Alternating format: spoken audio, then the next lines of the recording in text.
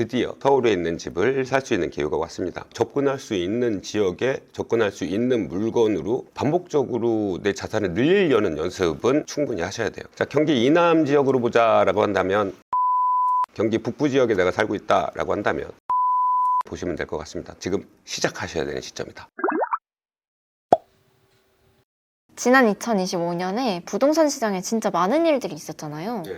올해 부동산은 어떻게 될까요? 우리 지난해 집값의 상승을 막기 위해서 규제 정책이 실행이 됐잖아요. 대개 부동산 정책이라고 한다면 뭐 두 가지 부분으로 해서 완화 정책을 하거나 규제 정책을 하는데, 우리 작년에는 규제 정책의 일색이었어. 6월 달에 나왔던 대출 규제가 포인트였죠. 그리고 9월 달에 나왔던 공급 정책. 규제를 했으니까 공급을 이렇게 할 거니까 각 집값을 우리가 안정화시킬 거니까 너무 집 사는데 몰두하지 마라 라고 공급 정책이 나왔고, 그리고 10월 달에 그럼에도 불구하고 사람들이 막 사서 가격이 올라가는 평균 상승률이 좀 높아지다 보니까 정말 강력한 규제 정책이 나왔죠. 이렇게 규제 정책이 나온 게 아직도 끝난 게 아니긴 해요. 근데 이 규제 정책이 나오면 사람들 심리가 어떠냐면, 집값이 이제 바닥치고 가격이 올라가나, 집을 지금 사야 되나 마음 먹었던 사람들이 정책이 나오면 이 사람은 무슨 말 하나 저 사람은 무슨 말 하나 이렇게 다 뒤져보거든. 그리고 우리가 부동산에 대해서 심대한 관심을 가지지 않으면 되게 남들의 말을 듣고서 판단하기 나름이에요. 근데 안타깝게도 규제 정책이 나오고 나서 어떤 사람은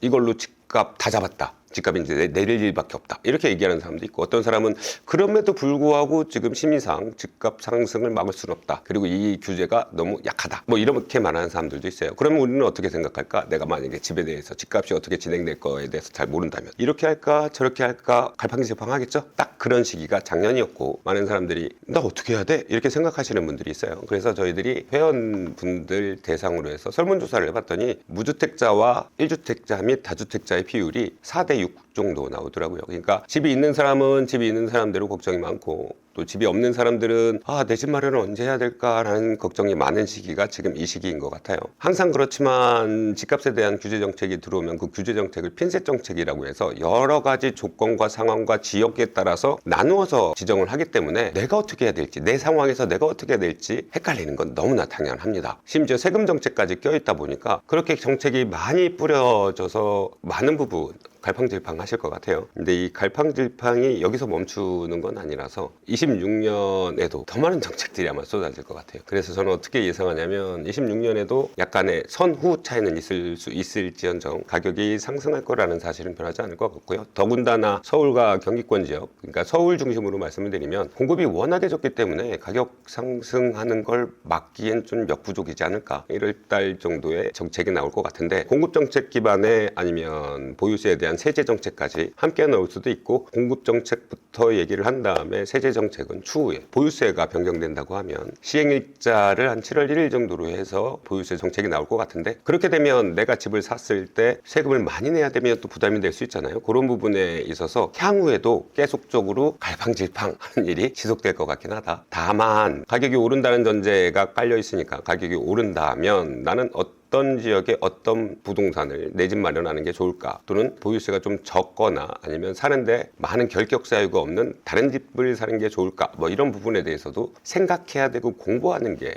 필요할 수도 있습니다. 정책이 복잡하면 복잡할수록 공부를 하지 않으면 남들보다 더 비싸게 사거나 잘못 사거나 산 다음에 후회하는 일이 발생되니까 향후엔 더 공부가 많이 필요할 거라고 생각이 됩니다. 근데 집값이 계속 오르면 저 같은 무주택자는 진짜 답이 없나요? 저도 무주택자였으니까 예전에 제가 투자할 때도 그때는 가격이 답이 없었어요. 2011년에 부동산에 관심을 갖게 됐는데 그때는 계속 하락할 때였거든요. 그때 제가 부동산 관련으로 이제 투자를 한다라고 했더니 주변 사람들이 다 뜯어말렸거든. 그때 정말 많은 이야기가 있었어요. 일본에 잃어버린 10년 쫓아간다, 아파트 공화국 끝났다, 심지어는 공급률이 전체 가구 수의 100%를 넘어가서 집은 남아돌 거다, 이런 얘기들 많았는데도 불구하고 지금 15년 16년 지났는데도 가격이 올라가 있잖아요. 향후에도 어쩔 수 없어요. 사람들이 살고 싶어하는 곳, 사람들이 갖고 싶어하는 곳은 누구나 원하기 때문에 가격이 올라가고, 그게 평준화돼서 그렇지 않은 지역들도 가격이 올라가게 되는 건 어쩔 수가 없는 겁니다. 인플레이션은 항상 생기고 인플레이션율을 조정하는 게 정부가 해야 될 일이기 때문에 돈의 가치는 점점 떨어지고 자산의 가치는 높아지는 상황은 지금까지도 그래왔고 향후에도 그럴 거잖아요. 그러면 내가 10년 전에 갖고 있었던 3천만 원으로 지금 뭘 산다 라고 하면 가치가 완전히 달라졌거든요. 10년 전에 3천만 원 갖고 살 수 있었던 1억 집들이 지금 3천만 원 갖고 와서 아파트는 못 사죠. 왜냐면 그게 다 3억, 4억에 돼 있으니까. 그러니까 향후에도 돈의 가치는 떨어진다고 하면 돈이 아닌 딴 걸로 바꿔놔야 되는 건 맞는 얘기고요. 그러면 딴 걸로 바꿔놓는다면 뭘로 바꿔야 되느냐라는 부분에서 주식을 하셔도 되고요. 뭐 제가 아는 부동산을 하셔도 되고, 물론 금을 투자하셔도 되고요.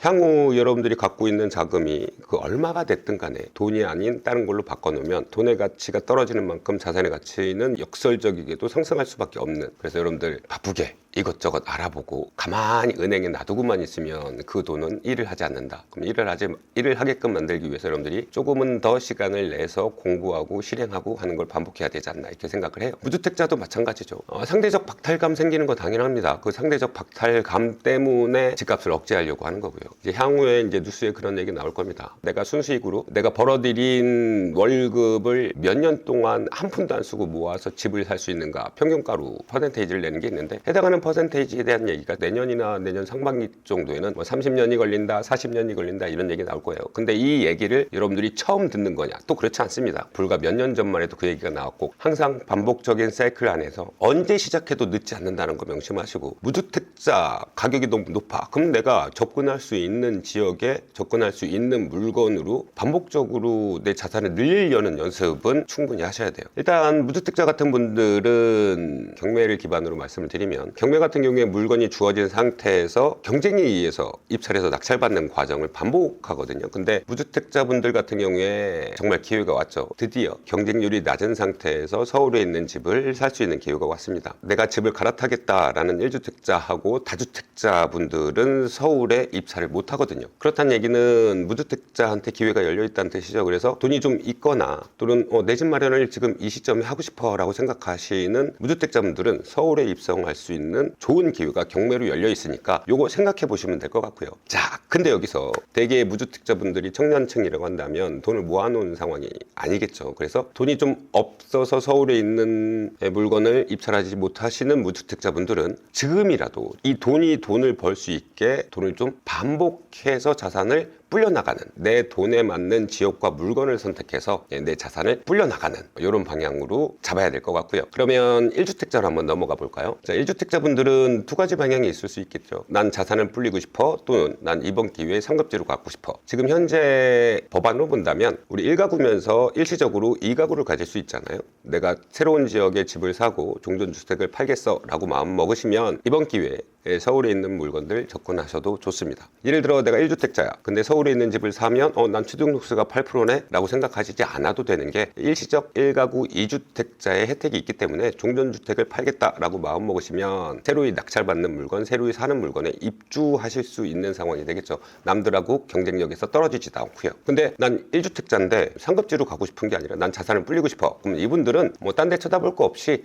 규제하지 않는 지역들 찾아서 반복적으로 사고 파는 걸 반복하셔서 경매로 싸게 낙찰받아서 남들보다 좀 더 싸게 파는 방향으로 이렇게 자산을 불려나가는 방법이 있을 수 있고요. 그리고 마지막으로 다주택자분들은 선택의 여지가 없습니다. 지금 규제지역 투자 못하거든요. 대출이 안 나오는 것도 그렇고 취득세도 12%를 감당하셔야 돼요. 그럼 경쟁력이 안 생기겠죠. 그래서 이분들 같은 경우에는 비규제 지역, 지금 바닥친 지역 되게 많거든요. 향후에 가격이 떨어져서 내가 손해보는 거 아니야? 라는 지역보다 향후에 가치가 올라서 내가 추가 수익을 더 거둘 수 있어 라는 지역들이 훨씬 더 많아지고 있는 시점이 지금 이 시점이니까, 내가 가진 돈이 얼마인지 판단을 하셨다면 그 돈으로 투자할 수 있는 지역 찾아서 알맞는 물건 선택하셔서 투자를 하셔도 됩니다. 지금 시작하셔야 되는 시점이다. 돈이 너무 없는데 어떻게 해야 되냐, 이런 분들이 굉장히 많이 있어요. 그분들한테 이렇게 말씀드려요. 3천만 원 갖다 저도 시작했으니까 여러분들도 할 수 있다. 다만 돈이 없는 만큼 시간을 좀 더 들이고 발품을 좀 더 팔아야 된다. 좀 멀리 가야 된다. 저도 인천에서 시작해서 서울로 입성할 때까지 1년 반 정도 걸린 것 같아요. 1년 반 동안 1억이 안 되는 물건들 투자를 해서 자산을 쌓아서 그때 당시에 1억에서 2억 정도 만든 다음에 서울에 입성했거든요. 이런 수순을 반드시 거쳐야 될 수밖에 없다. 그래서 결국 내가 노동을 통해서 돈을 버는 게 아니라 자산을 통해서 돈을 버는 단계로 반드시 진입을 하셨으면 좋겠다. 이렇게 말씀을 드릴 수 있을 것 같습니다. 그럼 3천만 원으로 시작해서 얼마까지 버신 거예요? 예, 3천만 원으로 시작해서 처음엔 좀 많이 힘들었죠. 왜냐면 처음엔 돈이 없으니까 한 건 하고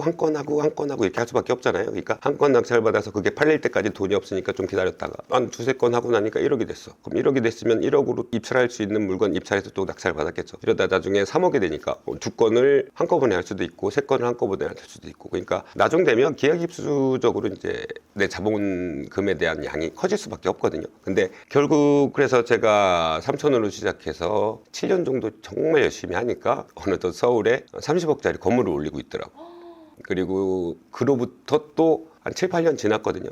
그러니까 전국에 월세 받는 물건 또는 전세 놓고 있는 물건 뭐 합쳐서 40개? 순자산으로 치면, 순자산이 뭔지를 물어보시는 분들이 되게 많은데, 내가 갖고 있는 총 자산의 크기를 얘기하고요. 그 총 자산의 크기에서 부채, 그러니까 대출 받은 금액이죠. 그걸 빼고 남은 걸 순자산이라고 합니다. 이 순자산 부분에서 보면 작년 중순에 한번 계산했을 때 한 50억 정도였는데, 제가 아까 말씀드렸잖아요. 돈이 돈을 벌어온다고. 그래서 저도 아직까지 투자를 멈추지 않고 계속 하고 있기 때문에 지금 시점에서는 이 순자산이 50억보다는 좀 더 많아졌겠죠. 선생님, 그래도 서울에 내 집 마련을 하려면 돈이 엄청 많이 들지 않을까요? 많이 들죠. 우리 PD님 돈 얼마 있는데?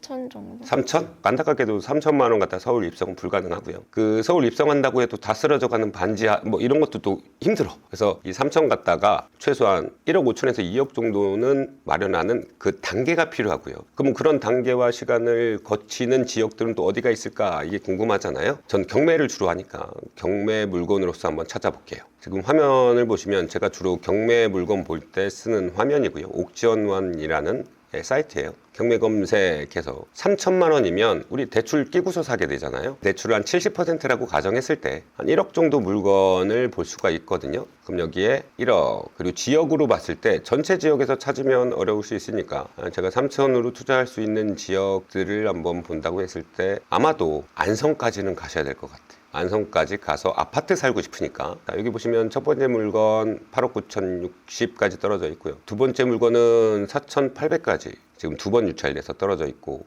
이런 물건들 열심히 샀다 팔았다를 반복하셔서 최소한 1억 5천에서 2억 정도는 만드신 다음에 서울 물건도 보셔도 늦지 않다. 초반이 좀 오래 걸리긴 해요. 예를 들어서 내가 3천만 원밖에 없는데 3천으로 1억을 벌겠다라고 마음 먹으시면 되게 힘들거든요. 3천만 원 갖고 3천만 원을 더 만들어내야지 이게 훨씬 가까운 목표잖아요. 그래서 1년 동안 한 두 건 정도 진행해서 한 3천에서 4천 정도 벌겠다라는 마음을 먹고, 그러면 1년이 지나면 한 7천 정도 돼 있겠죠. 이 7천 갖다가 여기에 이제 25평짜리가 아니라 30평대 물건으로 그 다음 해 1년 동안 1억이나 1억 5천을 더 만들겠다. 그래서 2년만 고생하시면 서울 물건 입성이 가능합니다. 그러면 여기 안성밖에 없냐? 여기도 경기도잖아요. 경기도 안성시. 경기도 외곽 지역이 또 하나가 있어요. 자, 경기 이남 지역으로 보자라고 한다면 방금 보셨던 안성시, 거기 주변에 계신 분들은 안성시 거 보시면 될 것 같고요. 경기 북부 지역에 내가 살고 있다라고 한다면 동두천을 보시면 될 것 같습니다. 동두천에 3천 갖다 투자할 수 있는 지역을 딱 찾아보면 이게 또 물건이 있죠.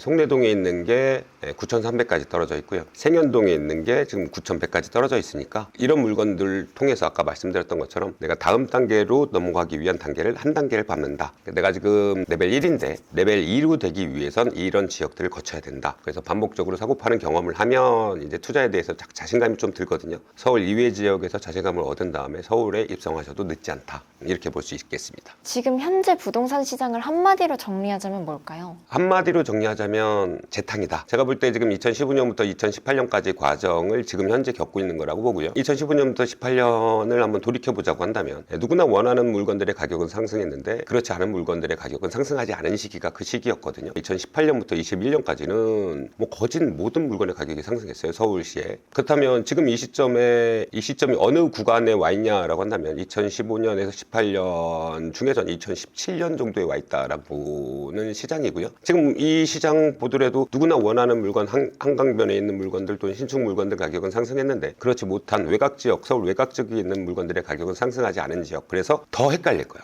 내가 사는 지역은 하나도 모르는 게 없는데 뭐 저기는 왜 이렇게 부동산에 대해서 난리지? 또는 난 저 집 사고 싶었는데 너무 가격이 올라가서 못 사. 그러니까 양극화를 넘어서 이제 다극화되고 있는 시기라서 헷갈리는 시기가 한마디로 지금 부동산 시장이다. 그럼 향후에는 어떻게 진행될 것이냐? 그게 이제 전파가 되겠죠. 정부 정책에 의해서 전파되는 속도가 좀 느리게 조정되긴 할 겁니다. 그래서 상승기의 상승률을 좀 많이 낮춰줘서 한 방에 많이 상승해서 집에 대해서 포기하기보다는 정부가 좀 잘 좀 해줘서 천천히 상승하는 시장을 좀 원하고 있긴 해요. 그래서 향후에 내가 서울에 또는 수도권 수도권 지역에 집을 사겠다라고 하시는 분들은 사고 나서 떨어지는 경험을 당분간은 보시기가 힘들 것 같으니까 지금이라도 마음을 먹어야 조금 더 싸게 살 수 있는 기회를 잡을 수 있다. 그러면 지금 내가 사는 방법은 뭘로 할 거냐? 물건을 사는 방법은 뭐 크게 일반 매매를 하는 방법이 있고요. 현재 나와 있는 물건들을 내가 딱 꼼꼼히 보고서 부동산 통해서 매입하는 방법이 있겠고, 또 다른 방법은 법원에서 사는 방법이 있겠죠. 법원에서 훨씬 더 싼 가격으로 물건을 사는 방법이 있습니다. 근데 제가 추천드리는 건 경매 같은 경우에는 일반 매매보다 가격 측정하기 훨씬 더 쉬워서 많은 부분에 대한 제약이 떨어져 나가거든요. 일단 경매로 사게 되면 가장 큰 장점 중에 하나가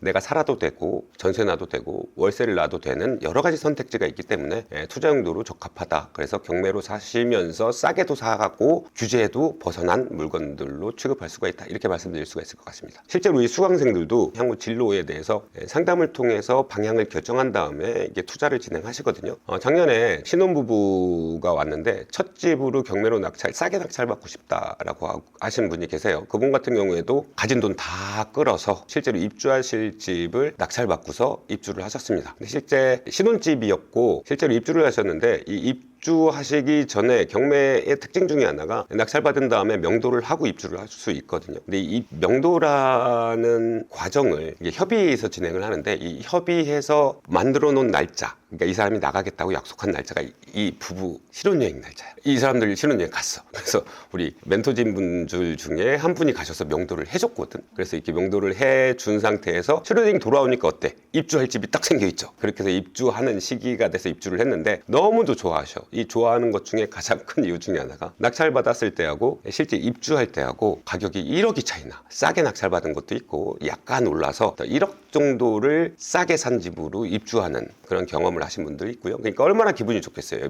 입주할 때. 그러면 결혼하자마자 1억을 벌고 시작했네요? 완전 1억 벌고 시작한 거죠. 게다가 지금 이 시점에는 더 올라가 있어요. 그 다음 분이 지금 30대 직장인 분이 계셨는데 작년에 이제 청약차를 받았습니다. 그래서 5억 3천에 받으셔서 매도를 6억 2천에 하셨어. 이분은 1주택이 있어서 투자 용도로 진행을 하셨던 분이죠. 그러니까 이분도 걸린 기간이 6개월 정도 걸렸으니까 6개월 만에 세후 수익 한 2, 3천, 양도세까지 다 내고 나서 남는 금액이 예상컨대 2천에서 3천 이 사이가 되지 않을까. 그럼 이분 같은 경우에도 그 물건 한 건 하고 났는데 뭐 연봉의 절반이 6개월 만에 떨어져. 그러면 산술적으로만 계산해도 뭐 1년에 2건 정도 하면 연봉만큼 떨어진다. 이렇게 얘기할 수 있겠죠. 내가 조금만 관심 쏟고 시간 쏟으면 이런 결과를 낼 수 있다는 거에 또 자신감을 얻어서 지금도 열심히 월차 내고서 입찰 다니고 이걸 반복하고 있습니다. 그리고 다주택자 분들을 예를 들면 제가 작년에 이제 부산에 있는 오피스를 하나 낙찰받아서 월세를 세팅했거든요. 3천만 원에 낙찰받아서 500에 35에 세팅을 했어요. 그래서 수익률이 한 17% 정도 이렇게 진행을 한 케이스가 있습니다. 그래서 다주택자분들도 현금 흐름을 좀 만들어내고 싶으신 분들 같은 경우에는 지금 지방에 있는 물건들의 가격이 상승하기 전인 지금 상태가 딱 좋겠죠. 지금보다 더 시간이 지나가게 되면 안타깝게도 지방에 있는 물건들도 지금 바닥 찍었다는 인식이 크기 때문에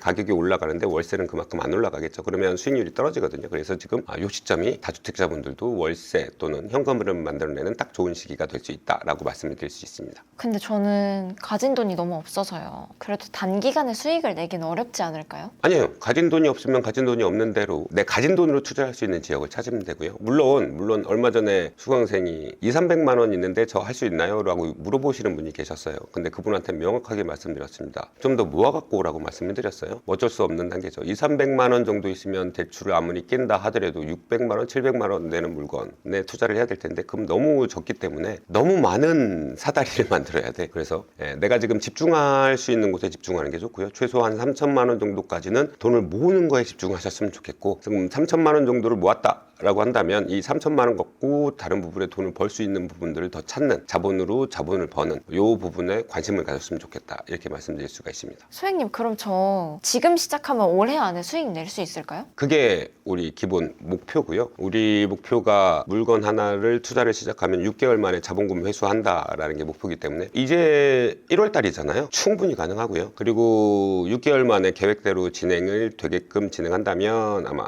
수익 내는 것뿐만이 아니라 두 건까지 가능하기 때문에 좀 열심히 해야 되는 항목이 따라 있겠죠. 그래서 무주택자 분들의 뭐 두 가지 부분을 나눠서 내 집 마련이나 아니면 투자 또는 1주택자분들의 상급지류의 이동이나 투자 그리고 다주택자분들의 현금 흐름 1년 안에 수익 반드시 경험은 할 수 있습니다. 그래서 이런 부분들에 대한 사항이 아직도 뭐 갈팡질팡 잘 모르겠고 어떻게 했으면 좋겠고 누군가가 나의 길을 좀 알려줬으면 좋겠고 누군가가 좀 멱살 잡고 끌어줬으면 좋겠고 이렇게 생각하시는 모든 분들을 위해서 거기에 도움되시라고 성공 사례집도 함께 제공을 해드릴 예정이니까 많은 참여 부탁드립니다.